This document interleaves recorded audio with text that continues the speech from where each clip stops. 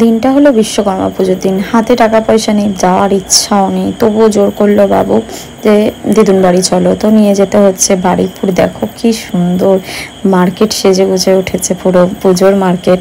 দেখো প্রচণ্ড গরম পড়েছে, এটা বারুইপুর লোকাল, তাই জন্য এত ফাঁকা। আর আমরা যে ট্রেনটায় উঠেছি দেখো মারাত্মক ভিড়। গেলাম কোথায়? বাপের বাড়ি। বাপের বাড়ি কোথায়? মথুরাপুর। দেখো পুরো মানে এত রোদের মধ্যে, গরমের মধ্যে আর ভালো লাগছে না। এটা পেছনে বসেছিল, আমাদের দেখে সামনে চলে এলো।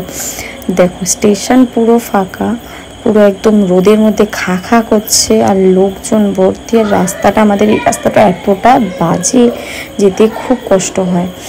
তারপরে ওখান থেকে আজকে বিশ্বকর্মা পুজোর দিন বলে একটা টোটো অটো কিচ্ছু নেই, তারপরে অনেক কষ্ট করে অনেক টাকা দিয়ে একটা টোটো পাওয়া গেল। তারপর ওখান থেকে যাচ্ছিলাম বাড়িতে, গিয়ে দেখো এত লোকের ভিড়। কিসের ভিড় পরে ব্লগে বলবো, এখন বলবো।